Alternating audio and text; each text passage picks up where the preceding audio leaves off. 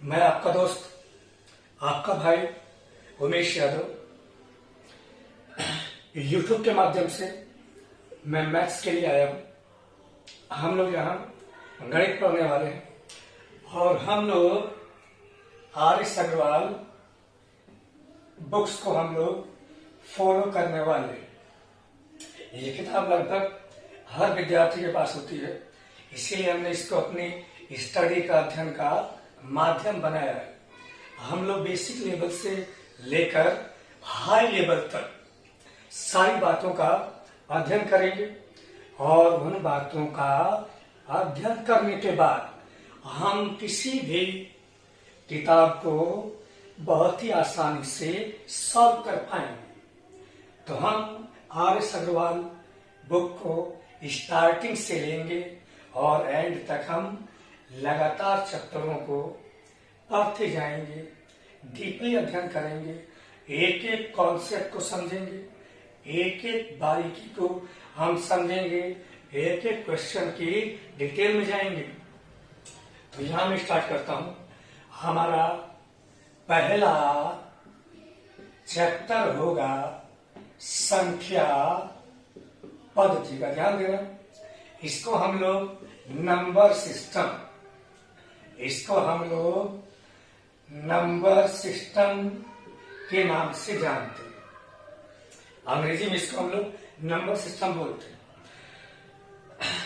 अब हमें इस चैप्टर के सवालों को सॉल्व करने से पहले कुछ बेसिक जानकारी हमारे पास होनी चाहिए। उन बेसिक जानकारी के माध्यम से ही हम सवालों को आगे सॉल्व करेंगे।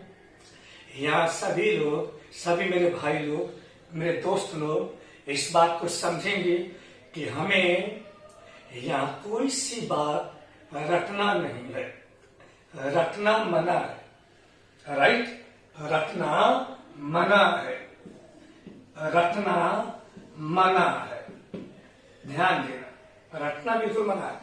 हमें हर बात को जो है केवल समझना है। समझते हुए हम सवालों को सॉल्व करेंगे। तो आइए यहाँ समझते हैं।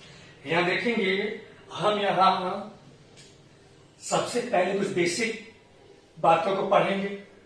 अब यहाँ हमने देखा,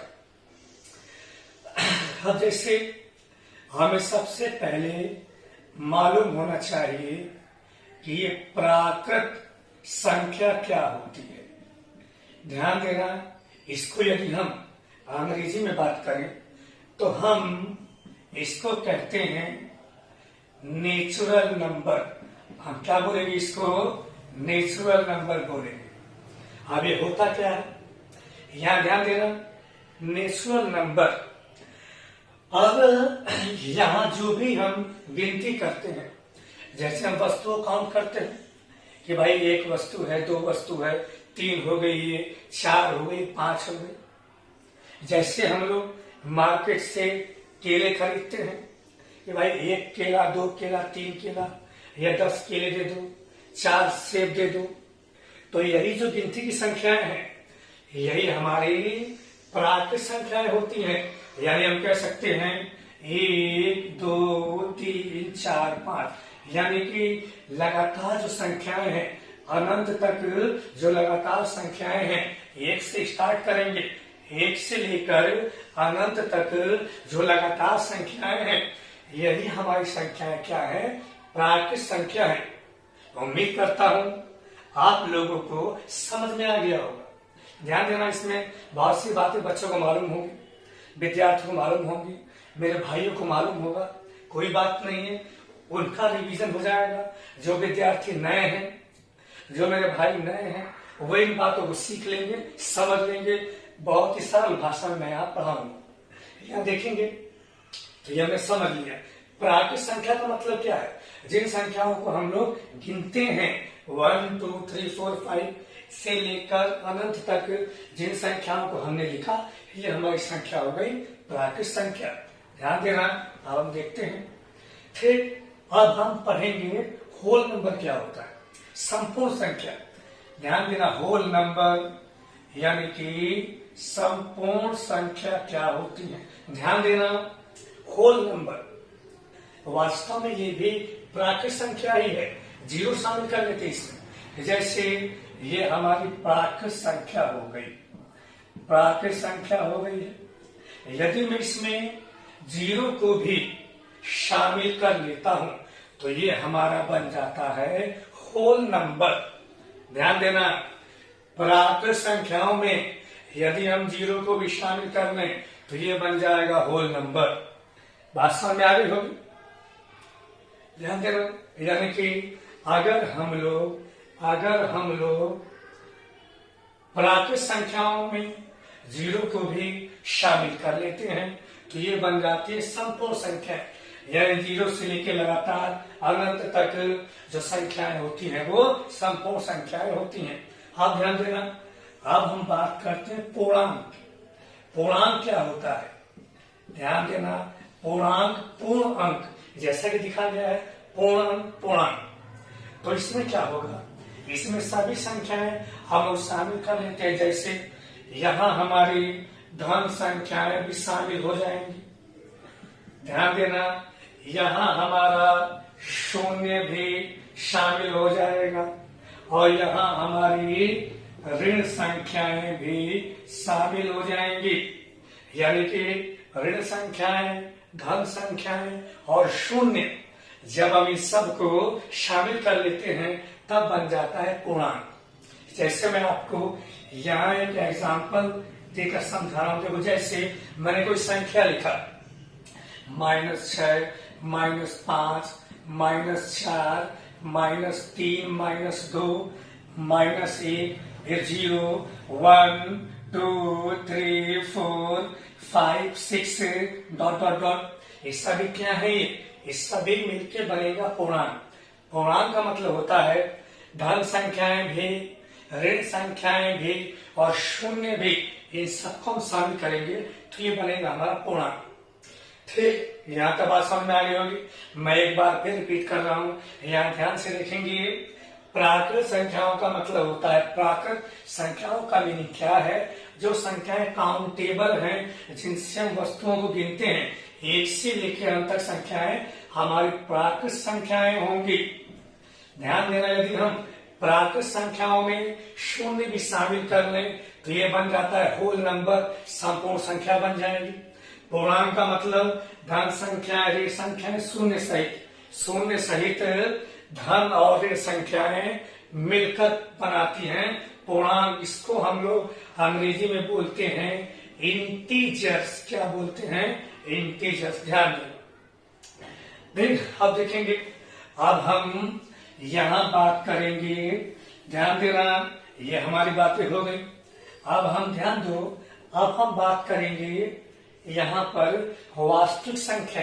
ध्यान देना, सभी संख्याएं वास्तविक ही होती हैं। वास्तविक तो अभी बाद में समझाएंगे, पहले यहाँ देखते हैं।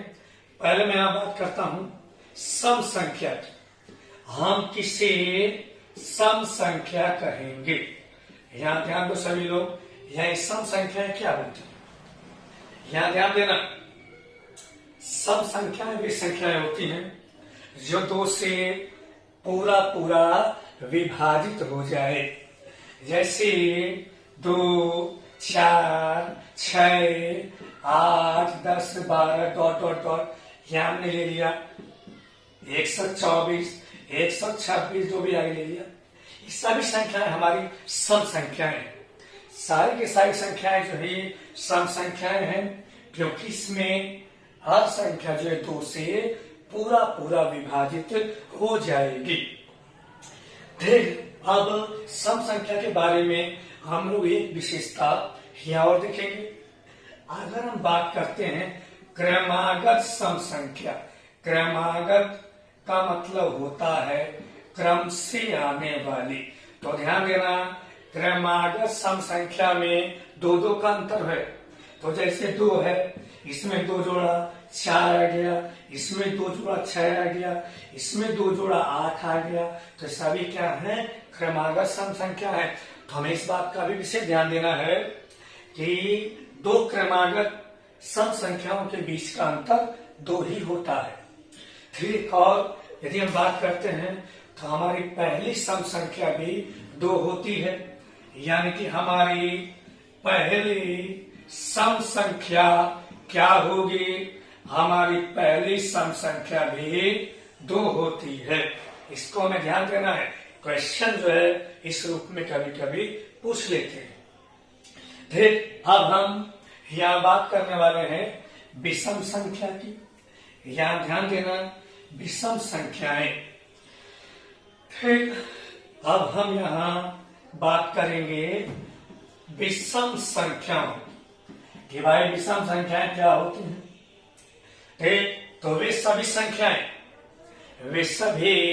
संख्याएं जो 2 से विभाजित ना हो, 2 से विभाजित ना, ध्यान देना, यानी ऐसी सभी संख्याएं जो 2 से विभाजित ना हो वो सभी संख्याएं विषम संख्याएं कहलाएंगी। जैसे मैं एग्जाम्पल लेता हूं तो 1, 3, 5, 7, 9, 11, 13, 15 डॉट डॉट, ये सभी संख्याएं हमारी विषम संख्याएं हैं। ये संख्याएं 2 से विभाजित नहीं है। ठीक, अब यहाँ भी एक विशेष बात ध्यान देने वाली है। क्या है विशेष बात ध्यान देने वाली? ये है कि यहाँ भी विषम संख्याओं में भी अंतर 2 होता है। जैसे 1 में 2 जोड़ा 3, 3 में 2 जोड़ा 5, 5 में 2 जोड़ा 7। यानी कि यदि हम बात करते हैं क्रमागत विषम संख्याओं की, तो क्रमागत विषम संख्या भी 2 जोड़कर प्राप्त होती है। यानी हर पिछली संख्या में यदि हम लोग 2 जोड़ देते हैं तो अगली बारी हमारी क्रमागत विषम संख्या प्राप्त हो जाती है। समझ गए होंगे? ध्यान देना। फिर अब देखेंगे, अब मैं बात करूंगा अभाज्य संख्याओं की, यानी हम किसी अभाज्य संख्या करेंगे। यहां ध्यान देना, अब हम यहाँ बात करेंगे अभाज्य संख्याओं। यहां ध्यान देना सभी लोग, ऐसी संख्याएं जो अपने और एक के अलावा किसी और से विभाजित ना हो उन्हें हम कहेंगे अभाज्य संख्या। ध्यान देना, अभाज्य संख्याएं ऐसी होती हैं जो किसी भी अन्य संख्या से विभाजित नहीं होती। वो संख्याएं हमारी अभाज्य संख्याएं होती। ध्यान देना, अभाज्य संख्याओं का मतलब कि जो किसी भी अन्य संख्या से विभाजित ना, अपने अलावा और एक के अलावा। जैसे हमने एग्जांपल लिया, ध्यान देना, हमने जैसे लिया, देखो 3 है, 2 है, 5 है, 7 है, 11 है, 13 है, 17 है, 19 है, आगे बहुत सारी संख्याएं हैं। ठीक, तो इस सारी की सारी संख्याएं अपने अलावा किसी अन्य संख्या से विभाजित नहीं होने वाली, अपने और एक के अलावा। ध्यान देना, जैसे अगर मैं बात करूं तो 2 है, या तो 2 से विभाजित होगी या 1 से होगी। मान लो 5 है, या तो 5 से ही होगी या 1 से होगी। तो ध्यान देना, एक और स्वयं के अलावा किसी भी अन्य संख्या से विभाजित न होने वाली संख्याएं अभाज्य संख्याएं कहलाती हैं। फिर बात समझ में आ गई होगी, समझ गए होंगे। और यहाँ में एक विशेष बात समझना है, ये बहुत इंपॉर्टेंट बात है, यहाँ से एग्जाम में क्वेश्चन आया हुआ। फिर बहुत इंपॉर्टेंट है एग्जाम की दृष्टि से। यहाँ क्वेश्चन पूछ लेते हैं कि पहली अभाज्य संख्या कौन सी होगी। तो ध्यान देना, पहली जो अभाज्य संख्या है वो हमारी 2 है। पहली अभाज्य संख्या हमारी 2 होती है। 2 जो है ये पहली सम संख्या भी है और दो जो है ये पहली अभाज्य संख्या भी है। इस बात का विशेष ध्यान देना। जो दो है ये पहली अभाज्य संख्या भी है और जो दो है ये पहली सम संख्या भी है। यानी कौन यहाँ पे प्रॉपर्टी आ गई, दो में क्या प्रॉपर्टी बन गई, तो प्रॉपर्टी बन गई। एक तो ये पहली सम संख्या बन गई है और दूसरी पहली अभाज्य संख्या भी बन गई है। यहां तक बात क्लियर हो चुकी है। अब आगे बढ़ते हैं। फिर अब हम जो है यहां से आगे बढ़ेंगे, ध्यान देना। ठीक, ध्यान दो। फिर अब देखो, अब एक होती है भाज्य संख्या। ध्यान दो, भाज्य संख्या। भाज्य संख्या का मतलब होता है कि किसी भी संख्या से यदि कोई संख्या विभाजित है तो वे सभी भाज्य कहलाएंगे। जैसे मैंने 4 लिया, मैंने 15 लिया, मैंने 18 लिया, मैंने 21 लिया, मैंने 450 लिया। ये ऐसी संख्या है जो किसी न किसी संख्या से अवश्य कटेंगी, तो ये हमारी भाज्य संख्याएं हैं। अब इसी में हमें यहाँ एक बात और यहाँ समझना है, ध्यान देना। हमें यहाँ दो बातें समझना है। फिर देखिए, यहां मैं भी समझा रहा हूं। एक तो है ये सहभाज्य और एक है ये सह अभाज्य। ध्यान देना, दोनों को बहुत ही ध्यान से समझना। सहभाज्य का मतलब तो सह, जहां सह आ गया, सह का मतलब साथ में। जहां सह आ गया, सह का मतलब साथ में। यानी यहां पर एक संख्या के साथ में दूसरी संख्या होने वाली है। जैसे मैंने एग्जांपल लिया 4 का और यहां मैंने लिखा ये 28 का। ध्यान देना, 4,28। ध्यान देना, ये संख्याएं सहभाज्य है क्योंकि इनके बीच में कोई ना कोई गुणांक है। गुणांक से मतलब ये है कि आपस में कट जाएंगी। जैसे मैं इसको लिखूंगा तो 4 एकम 4 और 4 सत्ते 28 कट गया, आपस में कट गया, तो ये हो गई सहभाज्य। जैसे मैंने कहा, जैसे मैंने एक एग्जांपल लिया 15 और यहाँ 45 का, या मैं यहाँ लिख देता हूँ 40, कोई बात नहीं है, ये भी कट जाएंगे आपस में। 5 से 3 बार, 5 से ये 8 बार, तो इन्हें हम बोलेंगे सहभाज्य। सहभाज्य का मतलब इनमें आपस में कोई ना कोई गुणनखंड होगा। जैसे गुणनखंड कॉमन गुणनखंड होगा। जैसे मैं 4 की बात करता हूँ, 4 गुणे 1, मैं 28 की बात करता हूँ 4 गुणे 7, तो इसमें यहाँ पे 4 हमारा क्या है, कॉमन गुणनखंड है, तो ये क्या कहलाएंगे, ये सहभाज्य हो गई। ऐसे में यहाँ बात करता हूँ 15 को लिखूंगा मैं, यहाँ 5 गुणे 3, 40 को लिखूंगा 5 गुणे 8, तो यहाँ पे जो 5 है, ये 5 हमारा क्या है, ये कॉमन गुणनखंड है, तो ये क्या बन जाएंगी, ये बन जाएंगी हमारी सहभाज्य संख्याएं। बात समझ में आ गई होगी। अब देखेंगे सह अभाज्य। ध्यान देना, सहभाज्य का मतलब आपस में कोई भी गुणनखंड ना हो, या दूसरे शब्दों में हम ये कहें कि यदि संख्याओं के बीच का महत्तम समापवर्तक एक आता है तब वो होंगी सह अभाज्य। जैसे मैंने एग्जांपल लिया 2,3। ध्यान देना, ये सह अभाज्य है क्योंकि इनका मैं से एक है और ये आपस में कटेंगी भी नहीं। देखो, जैसे मैंने एक और एग्जांपल लिया 4,15। ध्यान देना, ये भी सह अभाज्य है क्योंकि ये आपस में नहीं कटने वाली है। दूसरे शब्दों में यदि हम देखें तो इन दोनों संख्याओं का जो महत्तम आएगा, महत्तम में से आएगा, वो एक आएगा। तो ऐसी संख्याएं हमारी क्या होती हैं, ये हमारी होती हैं सह अभाज्य संख्याएं। ठीक, अब हम जो है आगे बढ़ते हैं। समझ में आ गया होगा। अब बढ़ेंगे आगे, यहाँ देखेंगे। फिर अब हम यहाँ आगे बढ़ेंगे।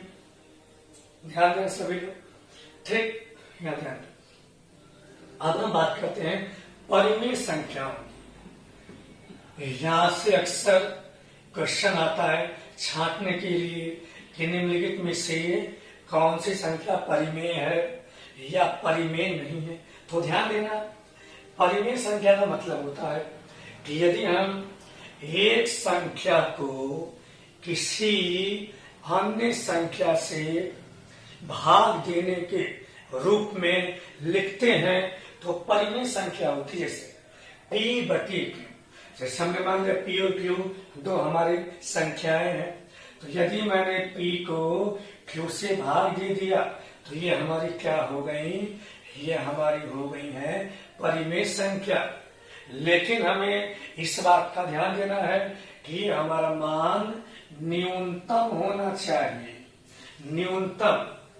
यानी कि यदि हम P और Q को हमने भाग के रूप में लिखा है तो ये हमारी परिमेय संख्या है। और विशेष ध्यान देना कि यहाँ जो हमारा Q है, Q हमारा 0 नहीं होना चाहिए, Q हमारा 0 नहीं होना चाहिए।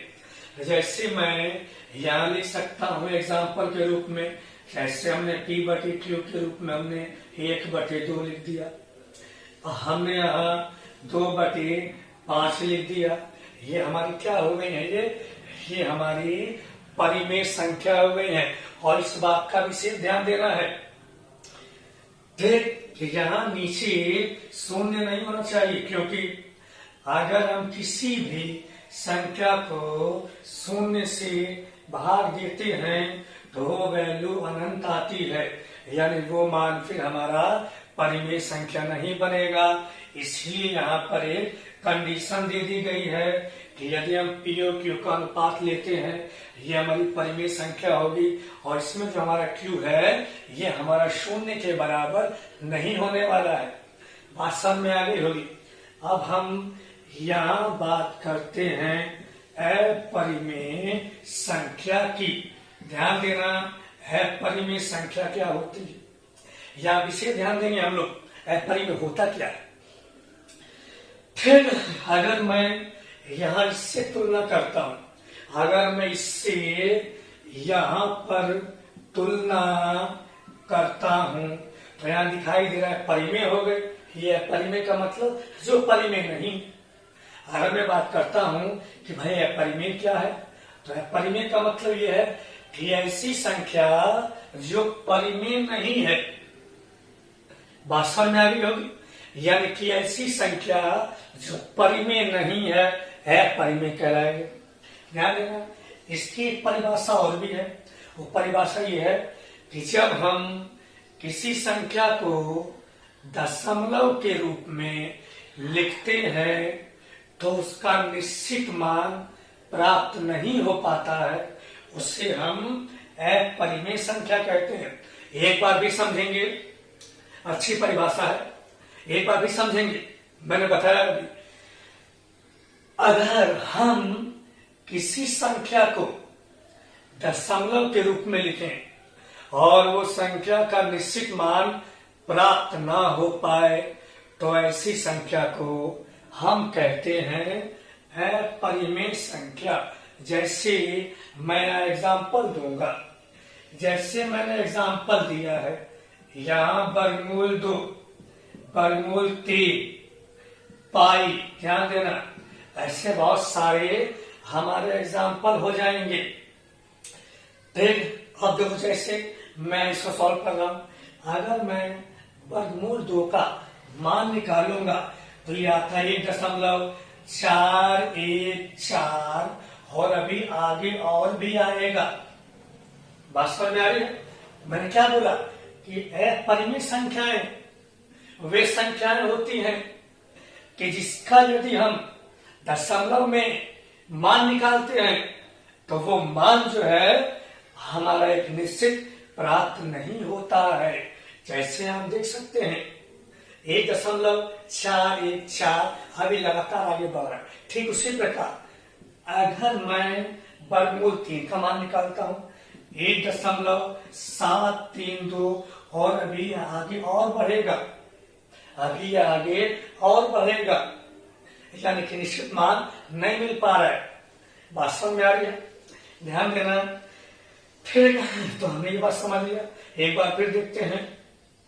हमने देखा कि वर्गमूल 2 का मान 1.414 आता है, आगे और भी आता है।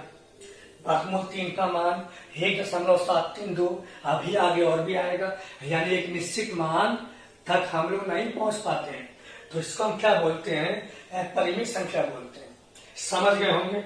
उसी प्रकार यदि मैं पाई का मान लेता हूं 3.14 और डॉट डॉट डॉट, अभी और भी संख्याएं आएंगी, ठीक, मान निश्चित नहीं है, तो हमने क्या कह दिया? हमने इसको अपरिमेय संख्या कह दिया है। बात समझ में आ गई हो? ठीक, आप ध्यान देना। सॉरी, हम यहां ध्यान देंगे। ठीक, अब हम अगली बातों को समझेंगे। ठीक, अब हम यहां ध्यान देना। अब हम पढ़ेंगे वास्तविक संख्याएं क्या होती हैं। ध्यान देना, रियल नंबर, वास्तविक संख्याएं। तो यहां समझेंगे कि वास्तविक संख्याएं क्या होती हैं। ठीक, देखो, जितनी भी हमारी परिमेय संख्याएं, यानी कि हम ये कहें कि हमारी परिमेय संख्याएं और हमारी अपरिमेय संख्याएं, ये सभी क्या होती हैं? ये सभी वास्तविक संख्याएं होती हैं। परिमेय संख्याएं, अपरिमेय संख्याएं, ये सभी हमारी क्या होती हैं? वास्तविक संख्याएं हमारी होती हैं। फिर आप ध्यान देना, अब हम पढ़ेंगे काल्पनिक संख्या क्या होती है। काल्पनिक संख्या क्या होती है? जैसा कि यहां मालूम चल रहा है, काल्पनिक, ध्यान देना, काल्पनिक का मतलब है केवल हम लोग कल्पना कर सके, वास्तव में उसका मान हम लोग प्राप्त न कर सके, उसको हम बोलेंगे काल्पनिक संख्या। ध्यान देना, यदि मैं यहां पर एग्जाम्पल की बात करता हूं, तो यदि वर्गमूल के अंदर कोई भी ऋणात्मक संख्या है, तो वो हमारी काल्पनिक संख्या होगी। जैसे अगर हमने कहा वर्गमूल में -5, -4, -3, कोई भी संख्या यदि माइनस में है, यदि हम उसका वर्गमूल निकालते हैं तो उसे हम कहेंगे काल्पनिक संख्या। ध्यान देना, सभी लोगों को मालूम होगा। तो जैसे हम लोगों ने इंटर वगैरह में पढ़ा भी है कि जैसे मान लीजिए -5 है, ठीक, तो -5 क्या हो गया? काल्पनिक संख्या हो गया, यदि हमने इसका वर्गमूल लिया है तो। ठीक है, अब हमने इसको मैं इससे भी लिख सकते हैं 5i²। ध्यान देना, ये जो आई है, आई को हम बोलते हैं इमेजिनरी फंक्शन। क्या बोलेंगे हम लोग? इमेजिनरी फंक्शन बोलते हैं। और i² का मान जो होता है, वो i² का जो मान होता है वो -1 होता है। तो -1 के बदले हम लोगों ने i² लगा दिया है। तो ये संख्या हमारी काल्पनिक संख्याएं होती हैं। बात समझ में आ गई होगी। अब ध्यान देना, अब हम लोग अगली बात करेंगे। अब हम लोग यहाँ अगली बात करेंगे। फिर हाँ देखो, अब यहाँ हम बात करते हैं ये मिश्रित संख्याएं क्या होंगी। ध्यान देना, मिश्रित संख्याएं, मिश्रित, ये मिश्रित संख्याएं क्या होंगी देखेंगे।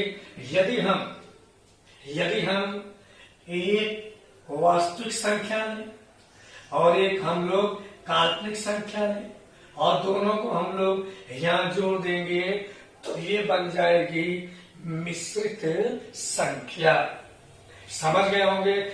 यहाँ देखो, यहाँ पर देखो, ये हमने इसका मान मान लो 3 ले लिया, हमने यहाँ पे 2 ले लिया, तो ये 3 + 2 i जो है ये बन जाएगी मिश्रित संख्या। मैंने अभी बताया था, मैंने अभी समझाया था। क्या समझाया था? मैंने बताया था कि ये जो i² होता है, इसका मान क्या होता है? -1 होता है। फिर ये मैंने बताया था, बात समझ में आ गई होगी। और i का मान क्या हो जाएगा? वर्गमूल में -1। तो यदि मैं यहाँ पे वर्गमूल में -1 यहाँ रख देता हूँ तो क्या बन जाएगा? ये बन जाएगा हमारा, क्या बन जाएगा? यहाँ देखेंगे सभी मेरे दोस्त, यहाँ मेरे भाई इस बात को यहाँ देखेंगे।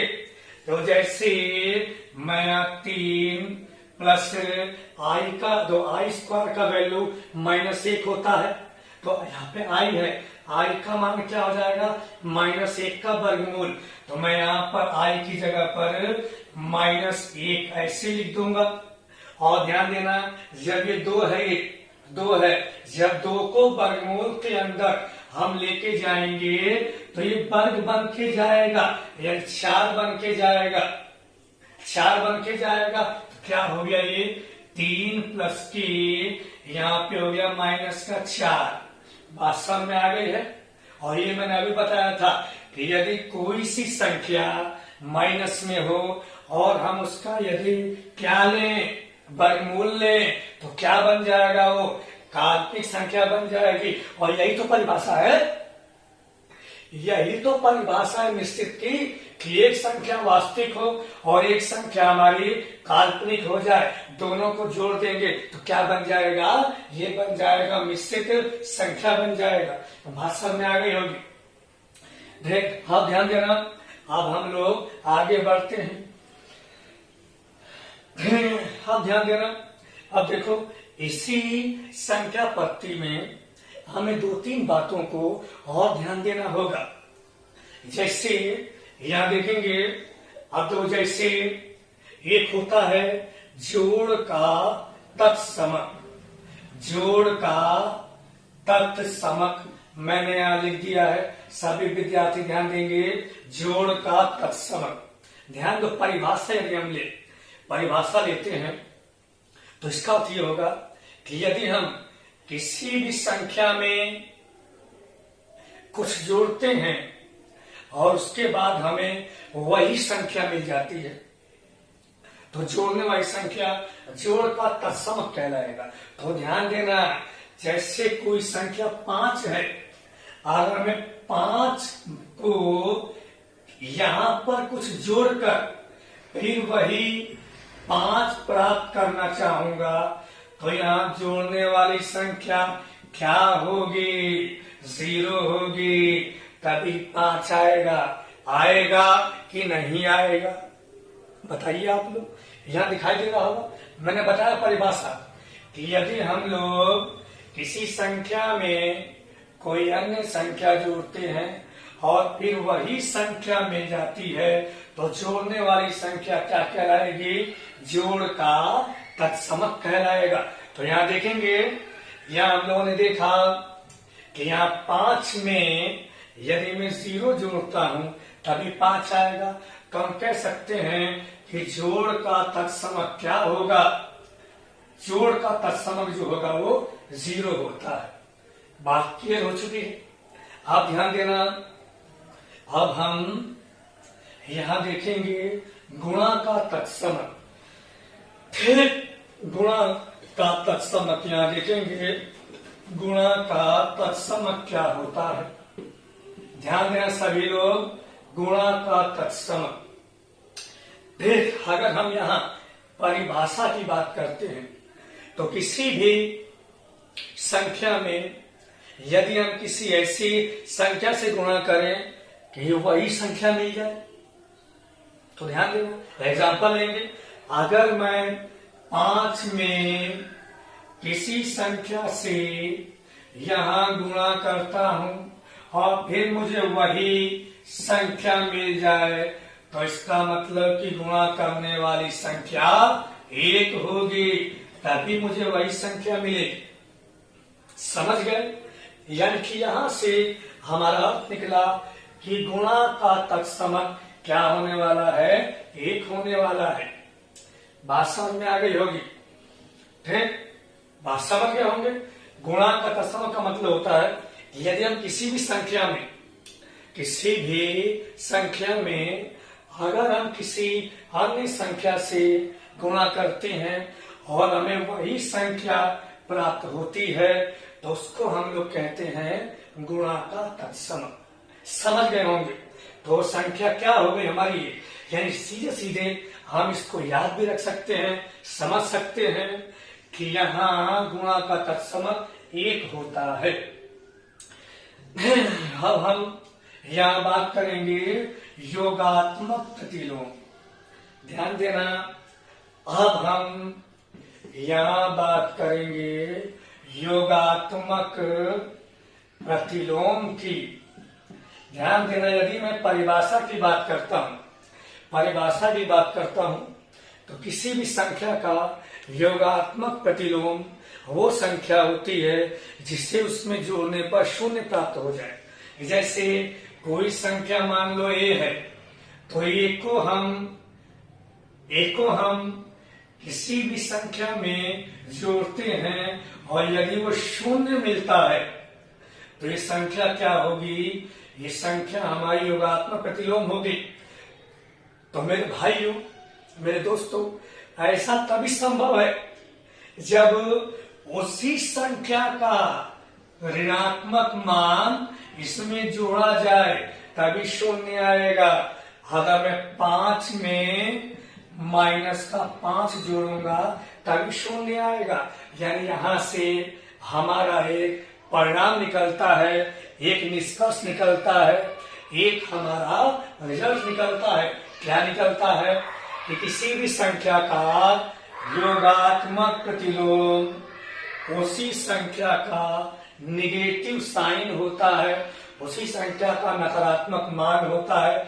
जैसे 5 का योगात्मक प्रतिलोम क्या होगा, 5 का योगात्मक प्रतिलोम -5 होगा।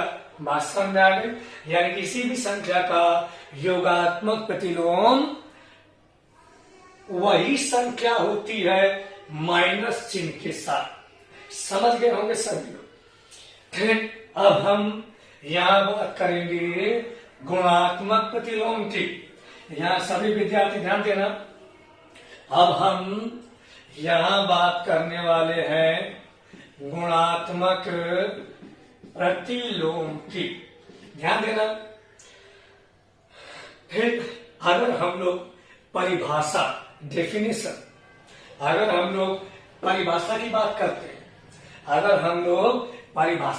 करते हैं तो गुणात्मक प्रतिलोम की परिभाषा इस प्रकार की है कि यदि संख्याओं का गुणनफल 1 प्राप्त होता है, यदि मान लो कोई संख्या है, उस संख्या की हम किसी अन्य संख्या से गुणा करते हैं और यदि गुणनफल 1 प्राप्त होता है तो वो उसका गुणात्मक प्रतिलोम कहलाएगा। ध्यान देना दोस्तों, मेरे भाइयों ध्यान देना, यदि कोई संख्या a है, अगर मैं इसको किसी अन्य संख्या से गुणा करता हूं, गुणा कर दिया मैंने, यदि मेरा गुणनफल 1 आता है तब ये जो संख्या है क्या बन जाएगी, ये बन जाएगी गुणात्मक प्रतिलोम। तो अगर मैं यहां से इस संख्या का मान निकालूं तो क्या प्राप्त होगा, 1 संख्या प्राप्त हो गई। यानी हम ये कह सकते हैं किसी भी संख्या का जो गुणात्मक प्रतिलोम होता है वो किसके बराबर होता है, वो 1 संख्या के बराबर होता है। जैसे x का, ध्यान देना, x का गुणात्मक प्रतिलोम क्या हो जाएगा, 1/x हो जाएगा।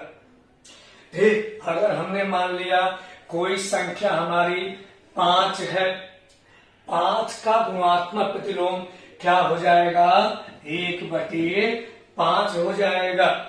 क्योंकि परिभाषा है कि गुणनफल दोनों का एक आना चाहिए, और गुणनफल दोनों का एक तभी आएगा जब एक संख्या इस प्रकार की हो और एक उसके बटे में हो। ध्यान देना, बात समझ में आ गई होगी। ध्यान दो, ये बातें समझ में सभी को आ गया होगा। तो मेरे भाइयों, मेरे दोस्तों, ये कुछ संख्या पद्धति से संबंधित महत्वपूर्ण पॉइंट हैं। आशा करता हूं सारे के सारे पॉइंट आप लोगों को समझ में आ गया होगा। यदि उसके बाद भी किसी प्रकार का कोई परेशानी है तो आप मेरे व्हाट्सएप नंबर पर जो है मैसेज कर सकते हो या कमेंट करके जो है मुझे बता सकते हो। मैं फिर से उस बात को जो है दोबारा समझा दूंगा। और यदि वीडियो अच्छा लग रहा है, यदि ऐसा लगे कि हमें इस वीडियो से लाभ मिलने वाला है, ऐसा लगे कि ये वीडियो हमारे नॉलेज को आगे बढ़ाएगा, बेहतर लगे, तो हमारे चैनल को लाइक कीजिए, सब्सक्राइब कीजिए, कमेंट्स कीजिए। वीडियो कैसा लगा इसके बारे में मुझे बताइए। फिर और हम जो है अब अपने अगले वीडियो में आर.एस. अग्रवाल बुक्स के माध्यम से हम लोग जो है क्वेश्चन को सॉल्व करेंगे। अपनी एक्सरसाइज को हम लोग सॉल्व करने वाले हैं।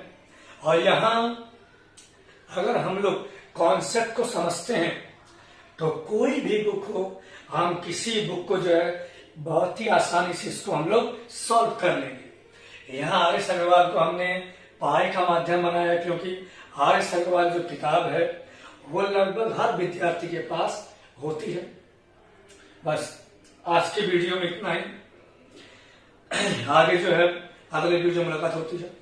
जय हिंद दोस्तों।